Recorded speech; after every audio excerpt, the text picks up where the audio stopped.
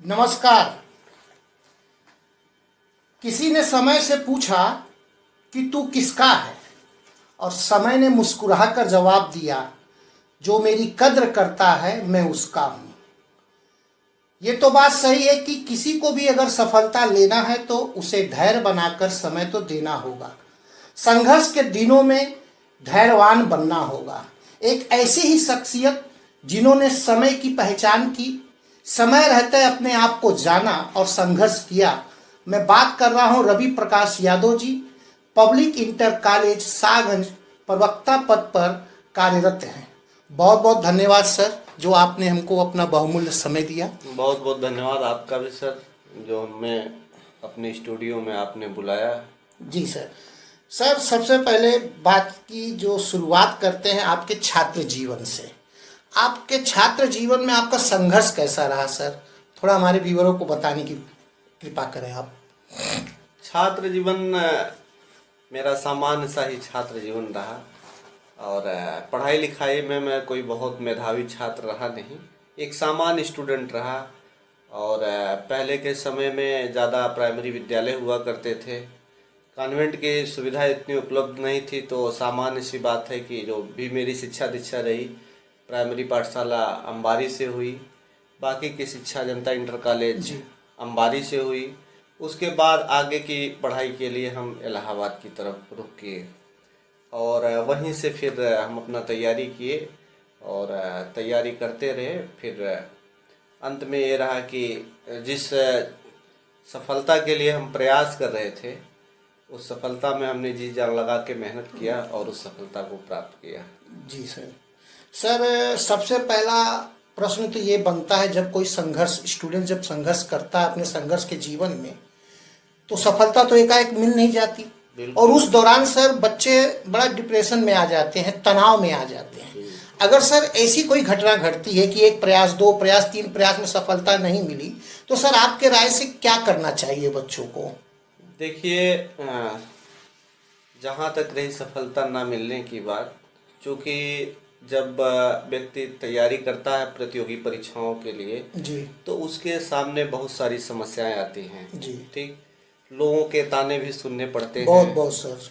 और इतने ताने सुनने पड़ते हैं, खास करके घर परिवार का जो दबाव होता ही है, समाज और रिश्तेदारों का दबाव बहुत अधिक होता है। जी, जी, और लोग कहते हैं कि फलाना आदमी तो तैयारी किया, जल्दी से नौकरी पा गया, अभी तक आप क्या कर रहे हैं, क्या कर रहे हैं? तो इस सारी चीज़ों को व्यक्तिगत ना लें, जी, और हार तो कभी माने ही ना, और अपने ऊपर इतना आप आत्मविश्वास रहे जी, कि हम जिस तरफ जा रहे हैं, थोड़ा कठिनाई जरूर है, सफलता तो जरूर मिलेगी। जी, लेकिन अब सफलता बार बार नहीं मिल रही, बार बार प्रयास किया जा रहा है, 1 अटेम्प्ट, 2 अटेम्प्ट, 3 अटेम्प्ट, तो अब कहीं ना कहीं जब सफलता नहीं मिल रही है तो कुछ न कुछ कमियां हैं, इसलिए सफलता नहीं मिल रही। तो उस हार को भी स्वीकार करें कि कहीं ना कहीं जो कमियां हैं, कुछ न कुछ हमारे पढ़ाई में रह गई है, जी, और हम उस कमियों को दूर करें।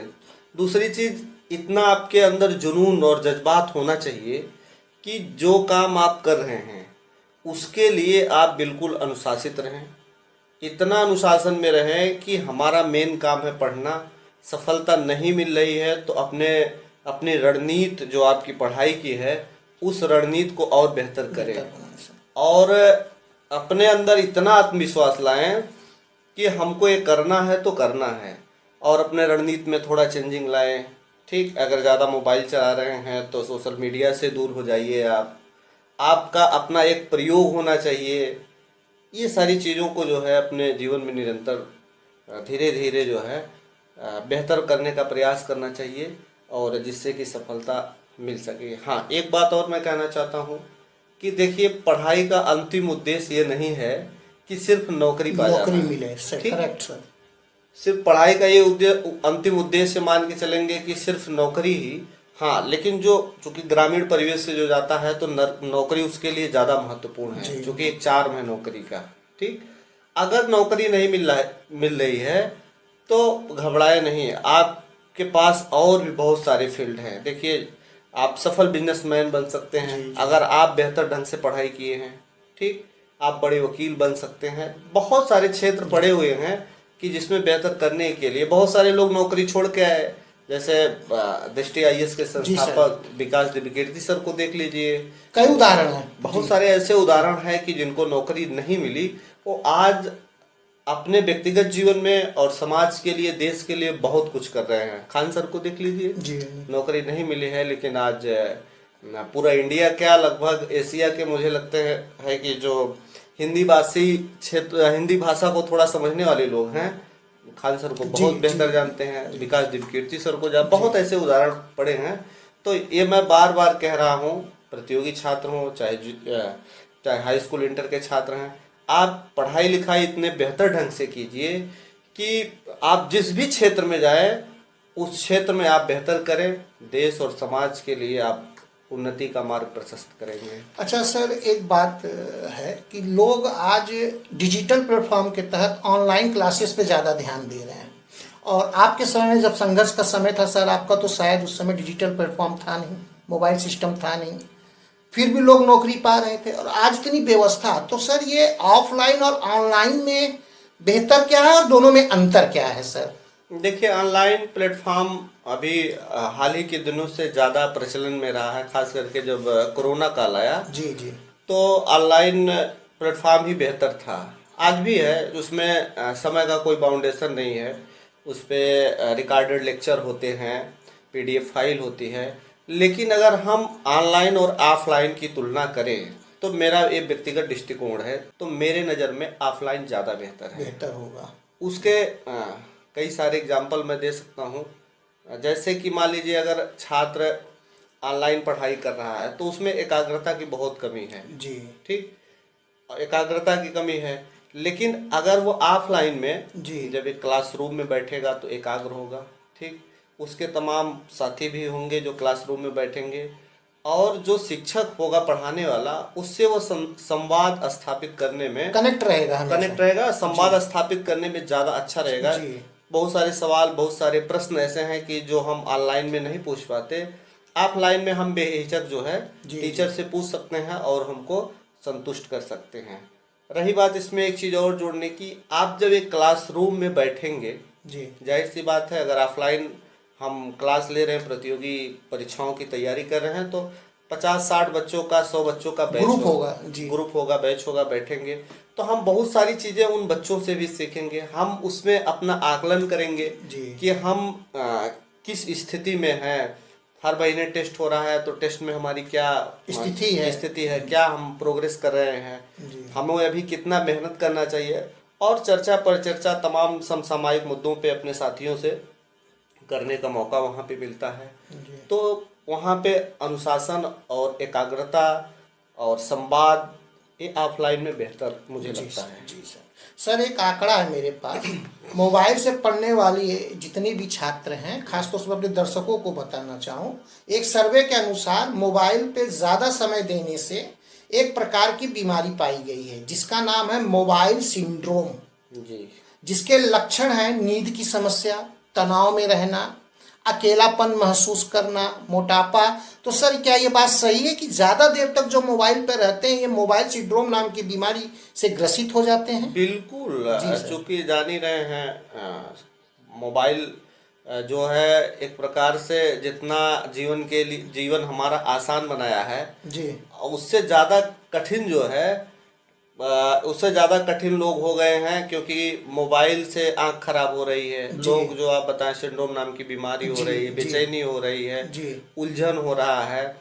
और ख़ास करके आज हमारी जो युवा पीढ़ी है वो मोबाइल को लेके इतना वो है कि तमाम सोशल मीडिया प्लेटफॉर्म आ गए हैं। पढ़ाई वो 5 मिनट कर रहे हैं, मोबाइल 1 घंटा देख रहे हैं। अब रील्स आ गए हैं, इंस्टाग्राम है, फेसबुक है, तमाम ऐसे सोशल साइटें आ गई हैं कि जो युवा उसी में व्यस्त है, उनकी एकाग्रता को भंग कर रहे हैं। मोबाइल तो ऐसा इस समाज को बिगाड़ा है कि लोग एकाग्र होते चले गए। अकेलापन जी, अभी जैसे क्या है कि 10 लोग बैठे हैं कहीं, हम किसी शादी विवाह कोई ऐसे उत्सव कार्यक्रम में गए हैं, तो सब लोग अपना मोबाइल ले लेके पकड़ के बैठे हैं, कोई किसी से बात करने को तैयार नहीं, बात करने को तैयार नहीं है। जी जी जी। तो मोबाइल तो समाज को थोड़ा सरल बनाया है जीवन को, लेकिन बिगाड़ा बहुत है इसने। जी जी खास करके जो हम युवाओं से यही अपील करना चाहेंगे कि अगर आप छात्र जीवन में हैं तो मोबाइल का उपयोग बहुत कम से कम करें। जी। जितनी आपकी ज़रूरत है उतना उपयोग करें, बाकी के समय के लिए मोबाइल को आप रख दीजिए।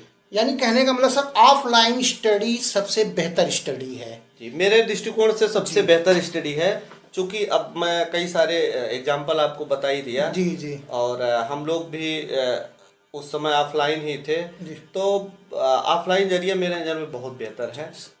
सर एक आंकड़ा और है कि यूपी में लगभग हर साल 25 से 30 लाख कक्षा 10 के बच्चे पास आउट करते हैं।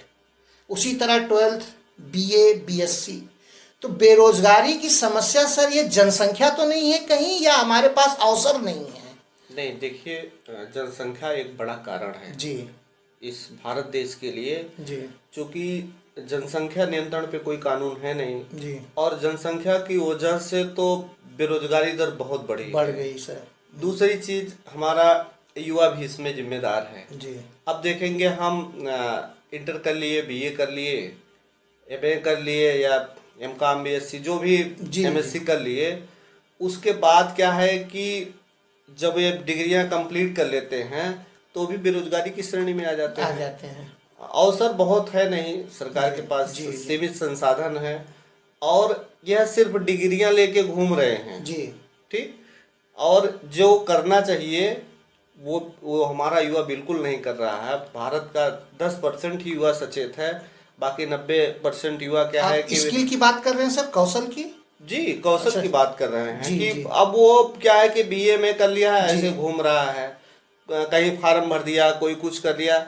जैसे अगर मान लीजिए सब लोग दिल्ली नहीं पढ़ सकते, जी सब लोग इलाहाबाद नहीं पढ़ सकते, तो बहुत सारे ऐसे उनके अंदर कौशल हैं कि उसमें अपना योगदान दे सकते दे हैं। सकते बीए में कर लेंगे, अभी सावन आ रहा है, देख लीजिएगा क्या होगा। कावड़, हाँ। कावड़ लेके ढोएंगे, जी, उसके बाद चिल्लाएंगे भाई नौकरी नहीं मिल रही है। तो ये भी एक बड़ा कारण है जी। युवाओं में, क्योंकि स्किल तो बहुत है उनके अंदर, जी। लेकिन उसका उपयोग वो बिल्कुल और नहीं ना कर- पहचान पा रहे हैं ना अपने आप पहचान को। पा रहे हैं। देखिए, मेरा मानना है कि जो नेचर है, जो प्रकृति है, एक स्किल सबको दी है। जी चाहे वो बेहतर खेल सकता है, बेहतर गा सकता है, और बेहतर अपने स्किल का कोई प्रदर्शन कर सकता है। तो इस नेचर ने बहुत कुछ दिया है, लेकिन अब क्या है कि सब लोग एक ही तरफ, मतलब नौकरी नौकरी। नौकरी। और अगर टाइम की बात की जाए तो जितना जो रणनीति होनी चाहिए, जो समय होना चाहिए, वो बिल्कुल नहीं दे पा रहे हैं। अच्छा सर, ये बेरोजगारी की समस्या के कारण ही लोग आत्महत्या भी कर रहे हैं। मेरे पास एक आंकड़ा है, राष्ट्रीय अपराध रिकॉर्ड ब्यूरो के अनुसार भारत में हर घंटे एक छात्र आत्महत्या कर रहा है। और बात करें प्रदेश की, तो सबसे नंबर 1 पे आता है महाराष्ट्र और दूसरे पे आता है तमिलनाडु। तो सर ये बेरोजगारी की समस्या की वजह से जो ये छात्र आत्महत्या कर रहे हैं, इसका कोई सुझाव है सर? कैसे रोका जा देखिए, सकता है इसे? आत्महत्या को तो आप नहीं रोक सकते, क्योंकि देखिए कुछ मामलों में आत्महत्या करने वाला व्यक्ति मेरे नज़र में सही नहीं है। जी लेकिन जैसे बहुत सारे छात्र हैं, तैयारी करते करते ऊब जा रहे हैं। क्योंकि मैं पहले भी अब भी कह चुका हूँ कि बहुत अवसर उपलब्ध नहीं है। जी सर। गवर्नमेंट सेक्टर में जाएंगे तो बहुत नौकरियां उपलब्ध नहीं है, धीरे धीरे नौकरियां कमाएंगे। आपकी स्किल अगर जब बहुत बेहतर होगी तो तभी आपको तो प्राइवेट सेक्टर में आपको, हाँ, जी जी तो प्राइवेट सेक्टर में बेहतर काम आपको मिल सकेंगे। जी तो अब बच्चा क्या है कि नर्वस हो रहा है कि हम तैयारी कर लिए, 10 साल कर लिए, हम कुछ नहीं कर, उसके पास बहुत सारे अवसर हैं। और आत्महत्या तो ना करे तो बेहतर है, लेकिन कहीं ना कहीं रोजगार की कमी है, और बच्चों में आत्मविश्वास की कमी हो जा रही है, इसलिए आत्महत्या कर रहे हैं। जी। और सर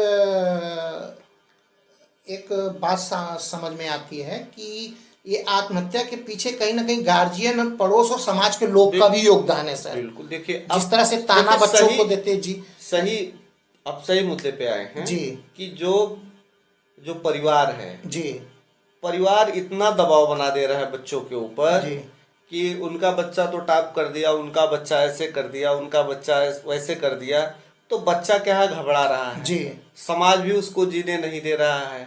ठीक ना? जी जी कहीं ना कहीं उसके ऊपर अतिरिक्त दबाव बढ़ रहे हैं, परिवार का दबाव बढ़ रहा है, समाज का दबाव बढ़ रहा है, एक दूसरे से लोग तुलना करते हैं अपने बच्चे को, जो जी। बिल्कुल ऐसा नहीं होना जी। चाहिए। हम तो सभी पेरेंट्स से कहेंगे कि सभी माता पिता से कहेंगे कि बच्चे के ऊपर अतिरिक्त दबाव ना ना बनाएं, दे से। उतना दबाव बनाएं कि जितना वह सह सकता है, क्योंकि बच्चा आपका है, बचपन से आप देख रहे हैं कि कितना वो दबाव सह सकता है, कितना वो मेहनत करने वाला लड़का जी। है। जी। तो उस हिसाब, अब मैं इलाहाबाद में जब रह रहा था तो बहुत सारे ऐसे प्रतियोगी छात्रों को देखता था कि जो सिर्फ माँ बाप के दबाव में ही वो पढ़ने आए थे। हाँ, पढ़ने आए थे और सिविल सेवा की तैयारी कर रहे थे। जी। अगर वो किसी अन्य क्षेत्रों में, सिविल सेवा के क्षेत्र में ना रह के किसी और क्षेत्र में वो अपनी ऊर्जा लगाते तो मेरे नज़र में और अच्छा, वहाँ डेवलप कर जाते, बहुत बेहतर वो काम करते। जी। लेकिन इसमें परिवार का दबाव होता है, परिवार के लोग एक दूसरे की तुलना करते हैं, तो ऐसा नहीं है। आप बच्चे की क्षमता के हिसाब से उसको टारगेट दें, उस हिसाब से उसको तैयारी करने का मौका दें। अच्छा सर, बच्चे अपने प्रतियोगिता परीक्षा को पास करने के लिए तैयारी कैसे करें? ये काफ़ी प्रश्न बच्चों का रहता है।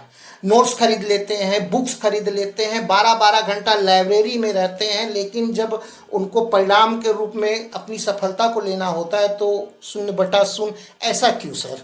बड़ा संवेदनशील और बड़ा अच्छा प्रश्न है ये आपका जी।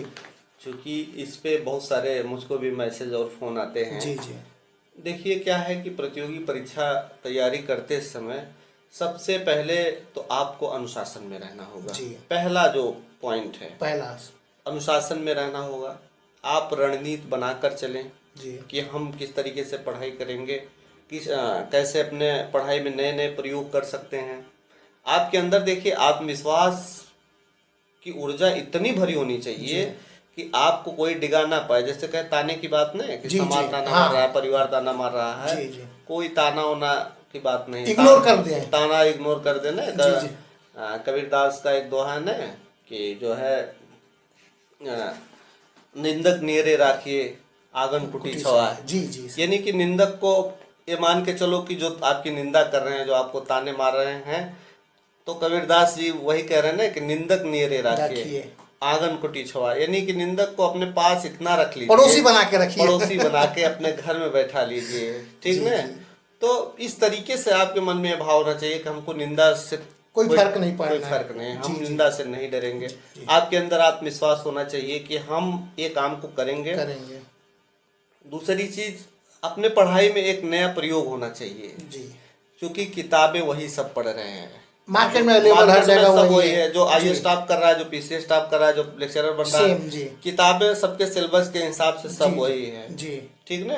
तो अब किताबों का क्या है कि आप जो किताबें खरीद रहे हैं उसका बाकायदे अपना खुद का नोट्स होना चाहिए, अपना खुद का नोट्स होना चाहिए। लिख लिख के पढ़ाई करें, नोट्स जरूर बनाएं, नोट्स तो जरूर बनाएं। जी। जी। दूसरी चीज यह है कि मार्केट में एक हवा होती है कि फलाने ने आईएएस टाइप किया है, धमाके ने पीसीएस टाइप किया है, ये प्रवक्ता बन गए, चलिए उन्हीं का नोट्स जो है खोजते हैं, उन्हीं वही नोट्स हो सकता है हमको भी सफलता मिल जाए। लेकिन मैं बार बार कह रहा हूँ, देखिए किसी टॉपर के आईएएस का नोट्स पढ़ने से आप आईएएस नहीं बन सकते। किसी पीसीएस का जो टॉपर है उसका नोट्स पढ़ने से आप टॉपर नहीं बन सकते। जब तक कि पढ़ाई में आपका खुद का नोट्स ना हो। ये मान के चलिए कि मैं एक दिन टॉप करूंगा, लोग मेरा नोट्स खोजेंगे, मैं दूसरे के नोट्स के पीछे नहीं जाऊंगा। क्योंकि देखिए क्या है कि सबका पढ़ाई का अपना एक अलग प्रयोग है पढ़ाई में, ठीक। कोई किस माइंड में किस तरीके की चीजें लिखा हो सकता है, शॉर्ट फॉर्म में अपने नोट्स में लिखा हो और वो बेहतर समझ लिया हो। तो किसी के नोट्स पढ़ने से कुछ नहीं होने वाला है। और आपके अंदर ये जुनून रहना चाहिए कि हम प्रतियोगी परीक्षाओं की तैयारी कर रहे हैं, तो ईमानदारी आपको होनी चाहिए कि मुझे 8 घंटा पढ़ना है तो 8 घंटा पढ़ना है, चौराहे पर गप्पेबाजी नहीं करना है, ठीक। आपके अंदर आत्मविश्वास होना चाहिए, आपके रणनीति होना चाहिए, पढ़ाई में नए नए प्रयोग होना चाहिए। लिख लिख के पढ़ें तो आपका एक नोट्स कंप्लीट बनता चला जाएगा। दूसरी चीज, जो भी परीक्षा की आप तैयारी कर रहे हैं उसका पहले सिलेबस आप निकाल लें, पाठ्यक्रम पूरा ढंग से देख लें, पाठ्यक्रम उसका पूरा ढंग से देख लें। और पाठ्यक्रम के हिसाब से आजकल मार्केट में पुराने प्रश्न हैं, जैसे अभी आप Previous papers, हाँ जी। प्रीवियस पेपर पूर्वालोकन जी, बहुत जी, सारे जी, जी। प्रकाशन के आ रहे हैं, पूर्वालोकन ले लीजिए, देखिए कि किस टाइप के प्रश्न आ रहे हैं।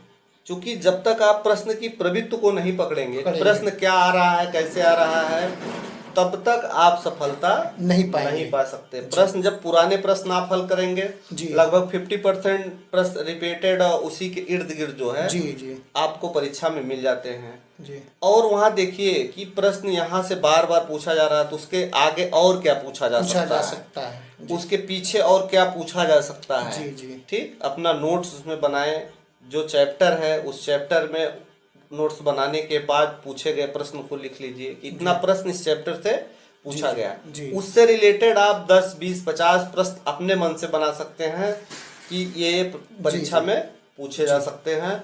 निश्चित तौर से मेरी गारंटी है कि अगर इस तरीके से आप पढ़ाई करेंगे, अपना खुद का नोट्स बनाए, जितनी किताबें सबका नोट्स अलग अलग जी।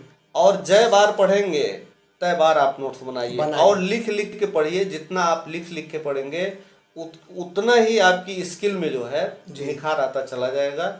और इस तरीके से अगर रणनीति बना के पढ़ेंगे तो सफलता जरूर मिलेगी। शॉर्टकट मत भागिए। आपको लग रहा है कि हम लिख लिख के पढ़ रहे हैं, तो फलाने तो 50 पेज पढ़ लिए जी, हम तो 10 ही पेज अभी अटके हैं।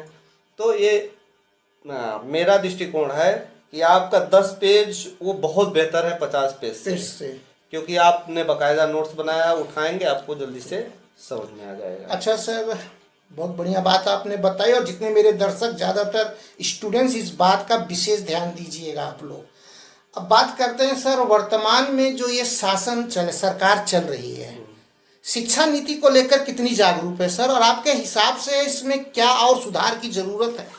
देखिए, जो सरकार की नई शिक्षा नीति है जी, हालांकि सरकार ने शिक्षा को सुधारने का प्रयास किया जी, लेकिन जो प्रयास है उसका क्रियान्वयन बहुत बेहतर तरीके से नहीं हो पा रहा है। जैसे नई शिक्षा नीति में बहुत सारी बात की गई कि हम भारत की कुल जितनी जीडीपी है उसका 6% खर्च करेंगे। लेकिन हाल ही के आंकड़ों में देखेंगे तो जो 6% डीजीपी है, जीडीपी है भारत सरकार की, 6% कह रहे हैं, 4% के आसपास भी खर्च नहीं हो पा रहे हैं।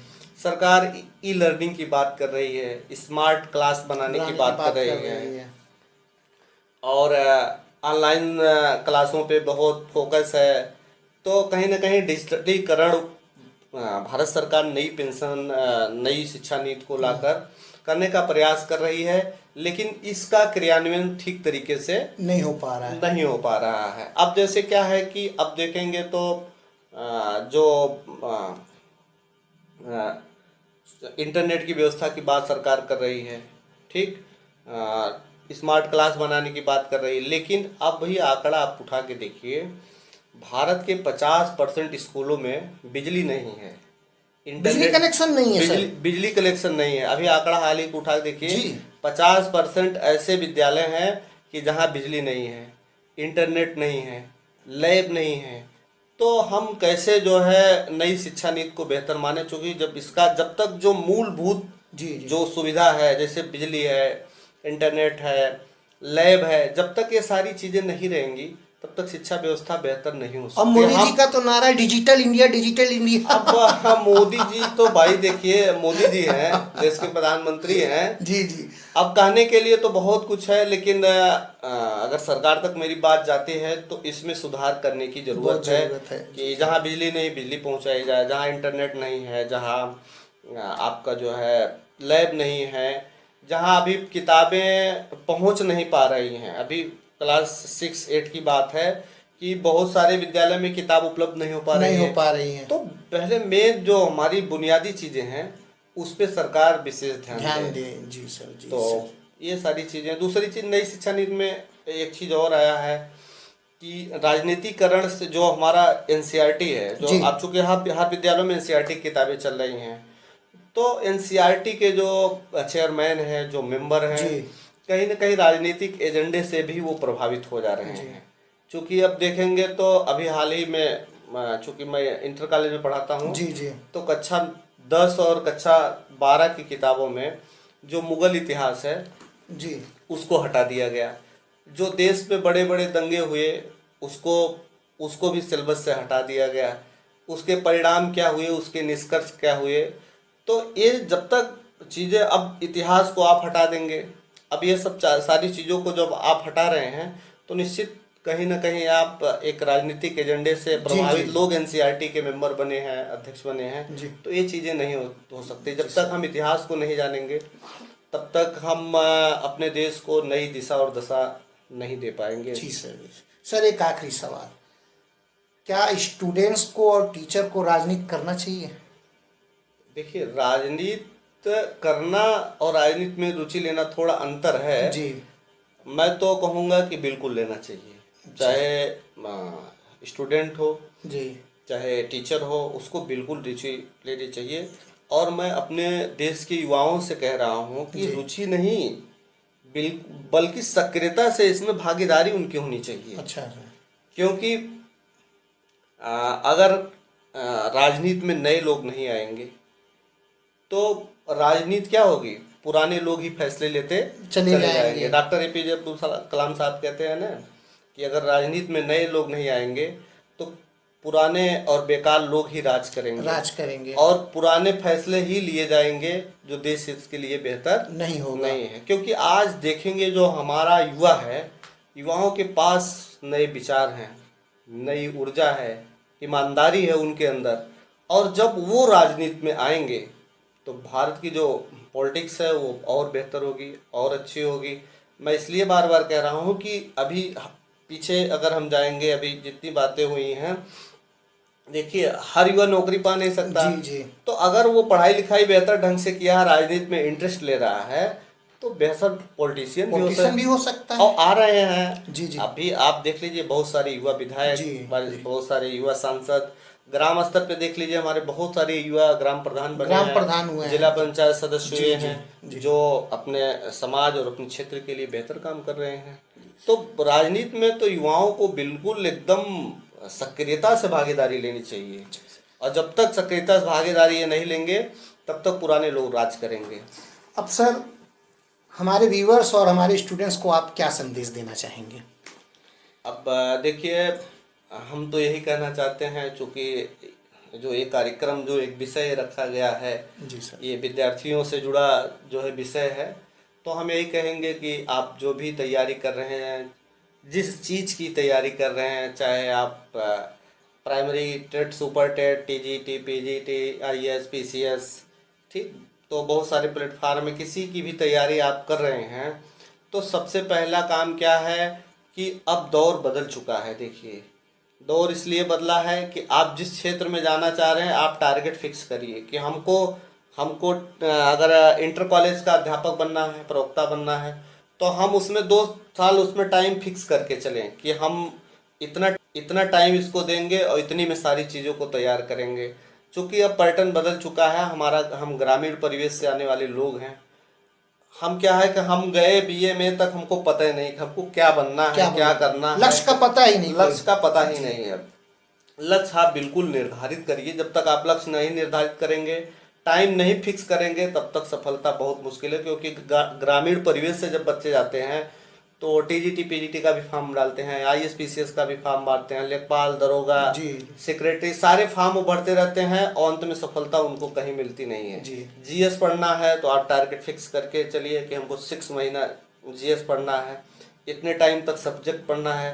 क्योंकि हमारे माँ बाप इतने पैसे वाले हैं नहीं, ऐसे परिवेश से आ रहे हैं कि कौन किस तरीके से पैसा दे रहा है वो तो उसका माँ बाप ही जानता है, आपके माँ बाप ही जानेंगे। तो इसलिए सभी व्यूअरों से, सभी विद्यार्थियों से, या जो भी आपका चैनल ये देखेंगे, मैं उनसे कहूँगा कि अपने बच्चों को और जो विद्यार्थी भी देख रहा है वो टारगेट फिक्स करके चले कि हमको कितना टाइम कहाँ देना है। और अगर इस तरीके से आप फिक्स करके नहीं चलेंगे, घलमेलवा टाइप का रहेंगे, घाल में ले भी पढ़ ले, वो भी पढ़ ले, यहाँ भी कूद ले, वहाँ भी कूद ले, तो ऐसा कुछ नहीं होने वाला है। क्योंकि समय बदल चुका है। हर एग्जाम में और हर प्रतियोगी परीक्षाओं में बहुत सारे स्टूडेंट बैठ रहे हैं, जिसकी अच्छी रणनीति होगी, जिसके अंदर अनुशासन होगा, आत्मविश्वास होगा, नए प्रयोग होंगे, वही बेहतर सफलता पा सकता है, वही सफलता पा सकता है और वही बेहतर स्टूडेंट बन सकता है। कुल मिलाकर इस बात का सारांश ये रहा कि सपना जब आपने देखा है तो उसको साकार आप ही कर सकते हैं। सपना को साकार करने के लिए आपको जी तोड़ के ही मेहनत करनी होगी। बहुत बहुत धन्यवाद सर, आपने अपना समय दिया और हमारे व्यूअर्स को अच्छा ज्ञान दिया। फिर नए चेहरे के साथ उपस्थित होऊंगा मैं, तब तक के लिए नमस्कार।